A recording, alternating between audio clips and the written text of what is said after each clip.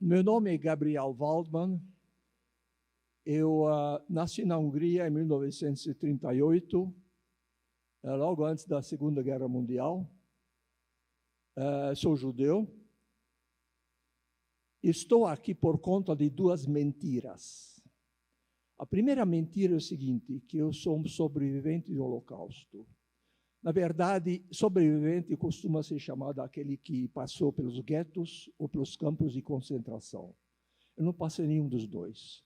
Eu passei escondido numa embaixada da Espanha. Os países neutros da guerra, eles alugaram casas e prédios que colocaram sob proteção consular.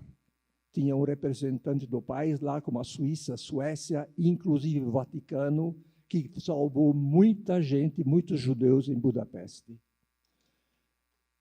Nós ficamos no prédio da Espanha, sobrevivemos. E a segunda mentira é o seguinte, sou um testemunho. Na verdade, uma criança de 6 anos e meio não é testemunho de coisa alguma. Eu passei fome, frio, necessidades, mas, na verdade, não tenho memória daquilo tudo. Tinha 6 anos e pouco. Quer dizer, pouca coisa que eu me lembro. Mas, então, o que eu estou fazendo aqui, se não estou representando os sobreviventes do Holocausto? Que raio que estou fazendo aqui? É que o meu Holocausto, muito pessoal e muito particular, aconteceu 10 anos depois da guerra. Eu sobrevivi ao Holocausto, obviamente, estou aqui.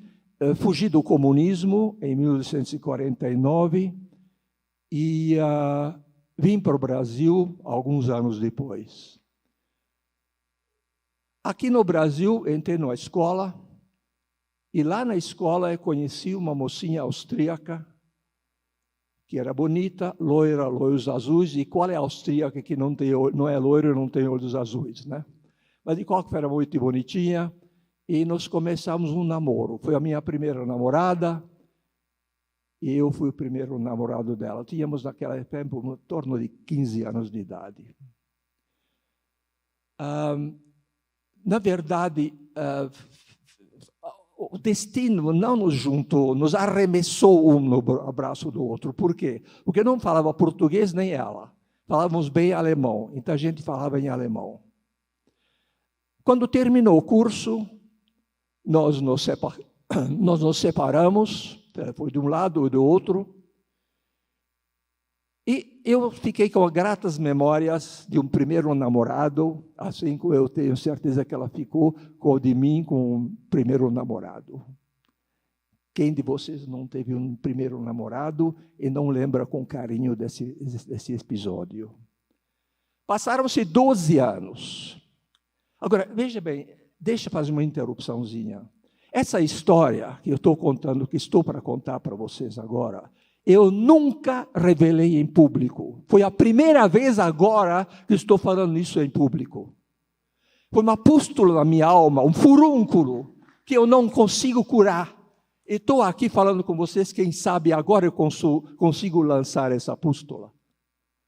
12 anos depois, eu fui para a Volkswagen. Simples, eu era formado em Getúlio Vargas, administração de empresas, e falava bem alemão.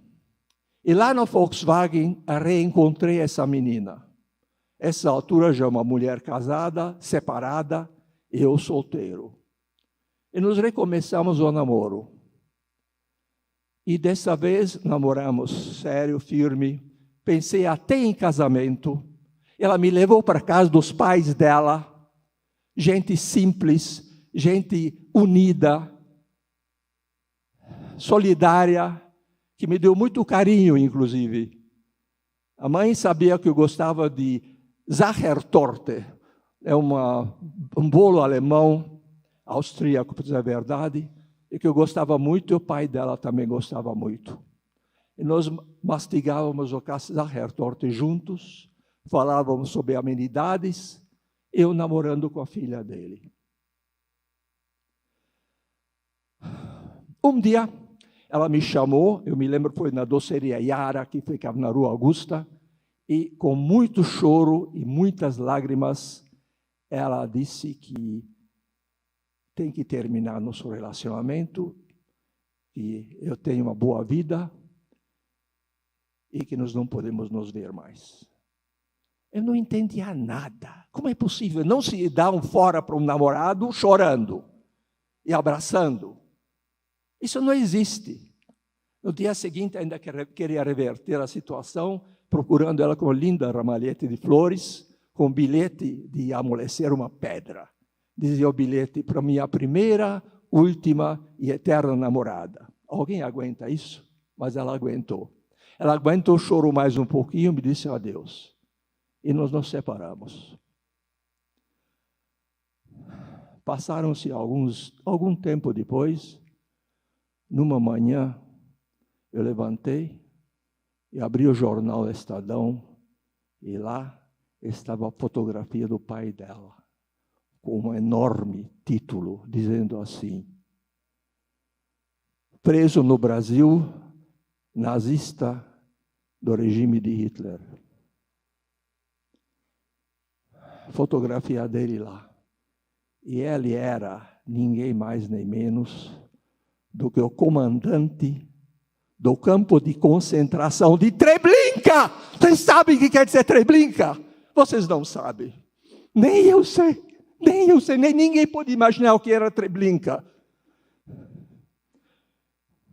Lá levaram os judeus não para trabalhos forçados. Lá os judeus eram levados para morrerem no campo de concentração, assim como desciam do trem.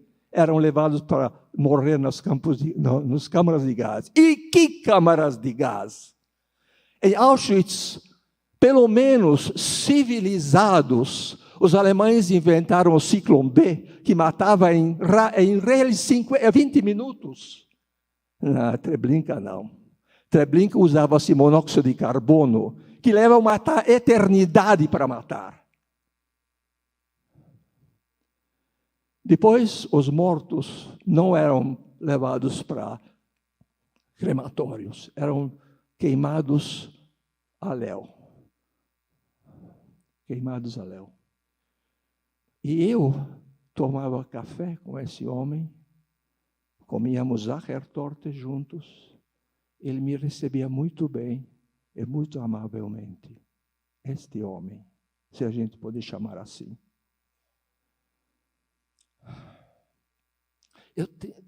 Vocês não imaginam o desespero quando li sobre tudo isso e vi a fotografia dele. Eu entrei, meus sinais vitais beiravam 0. Simplesmente isso. Quando comecei a chegar a mim, voltar a mim, melhor dizer, eu tentei escarafunchar a mente desse homem, o que ele pensava, quem ele era. E terrível, horrível, ele era igual a nós, a todos nós. E não era nada diferente de nós. Gentil, não tinha garras, não tinha caninos procurando as veias no pescoço. Eram igual a nós. Eu pensei em Hannah Arendt, o pensamento da banalidade do mal. E vi como a grande maioria dos alemães eram antissemitas, mas antissemitas discursivos, de boca para fora. Não eram assassinos, quando começou a era hitleriana, em 1933, janeiro. O que aconteceu depois foi que, pedacinho por pedacinho, fatia por fatia, eles eliminaram os judeus da vida pública. Pequenas coisas, não podiam sair para eventos culturais, perderam a cidadania, mas continuavam na Alemanha, mas perderam a cidadania, e daí para frente, outras medidas banais, como diria Hannah Arendt. Até que os judeus foram totalmente eliminados da vida social da Alemanha. Aí começou a vida econômica. Quem não lembra as inscrições, as pichações nos vitrines? Kauf nicht beim Juden. Não compre de judeus. Eliminaram os judeus da vida econômica. Finalmente, lá por 37 por aí, Goebbels começou a fazer seus famosos filmes sobre judeus e retratando os judeus como sendo ratos. Eu vi esses filmes, vocês também, provavelmente, muitos de vocês tenham visto. Eram ratos. E bichos peçonhentos. Essas alturas do campeonato, pouca gente na Alemanha já tinha visto um judeu. Os judeus tinham sido eliminados da vida cultural, civilizatória, tudo isso foram eliminados. Então, poucas pessoas realmente sabiam que é um judeu. Então, o trabalho do Goebbels era fácil, relativamente fácil. Até que, finalmente, em novembro de 1938, aconteceu Kristallnacht. E, portanto, os judeus eram eliminados agora fisicamente como bichos peçonhentos. Como se chama um dedetizador para eliminar pulgas, percevejos e outros bichos mais. O meu anfitrião, comandante do campo, era um excelente dedetizador. Isso foi a primeira coisa que eu pensei. A segunda coisa que eu pensei é o famoso escritor italiano, Levi, Primo Levi, que foi para a concentração de Auschwitz. Esse pensamento tem que ver com poder, o feitiço do poder. Ele estava no campo de concentração, onde só podiam beber e comer com permissão da SS. E estavam morrendo de fome, de frio e de sede principalmente. Ele conseguiu achar um pingente de gelo, numa janela qualquer. Ele pegou esse pingelo, cortou e começou a chupar o gelo. Veio o SS, arrancou da mão dele e jogou no chão. Ele falou assim, o Primo Levi falou, mas por quê? E ele respondeu, SS, porque eu posso. Só isso. Esse é o feitiço do poder. A terceira coisa que eu pensei era o seguinte, é uma espécie de formalismo jurídico. Esse senhor, que era o chefe do campo de concentração, ele sempre foi um homem obedecedor às leis, sempre era uma pessoa direita, nunca pensou em quebrar, ele nem mesmo multa de trânsito ele levou, a filha me falou isso. Simplesmente, as leis na Alemanha, naquele momento, exigiam que os judeus sejam exterminados. E ele, bom alemão, obedecedor de leis, exterminou os judeus, pura e simplesmente assim. Quando veio a 45, o nazismo foi eliminado, ele não mudou nada, as leis que mudaram. E a partir desse momento, ele jamais tocou num judeu mais, jamais.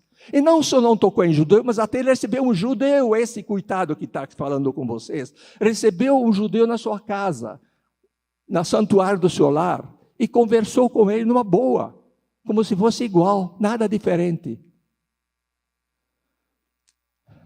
Acontece o seguinte, que as leis não são retroativas. As leis que vingavam na Alemanha antes de 45 eram as leis do país.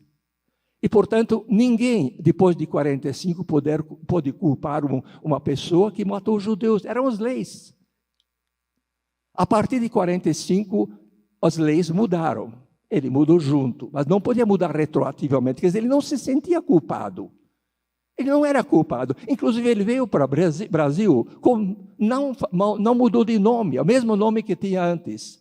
E naquele tempo ele já era notório, na Alemanha pelo menos. Der Spiegel escreveu um artigo sobre ele. Então, agora estou aliviado. Um pouco mais, pelo menos. Pude contar a história. A única heroína nessa história é a minha namorada. Ela, sim, é uma verdadeira heroína. Por quê? Ela começou a namorar comigo em 55, quando ainda as névoas do ódio, do ressentimento, ainda estavam vivas.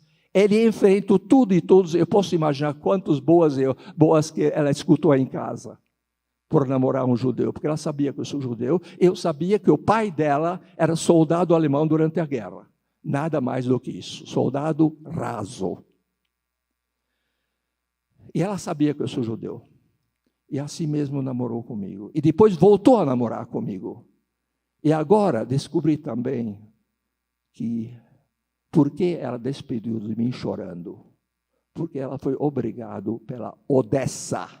Não sei se sabem que era Odessa. Era a organização dos oficiais de SS, cuja finalidade era proteger os seus antigos camaradas. Eles tinham protegido Eichmann, eles protegeram Mengele, aqui no Brasil, e protegeram o pai dessa menina também. E eles chegaram a ela e disseram, olha, nós dessa forma não podemos proteger teu pai. Nós não somos mais antissemitas, isso já passou. Eles não eram mais antissemitas, simplesmente queriam proteger os seus camaradas. A única possibilidade que nós temos é matá-lo, eliminá-lo, como fizeram com vários outros membros da Mossad que chegaram perto dos judeus. E ela, então, a única escolha que restou para ela era deixar eu morrer ou continuar o namoro. Ele encerrou o namoro. E era a grande heroína dessa história. Aquilo que eu chamaria em alemão Mensch, um ser humano com H maiúsculo. Muito obrigado. Até logo.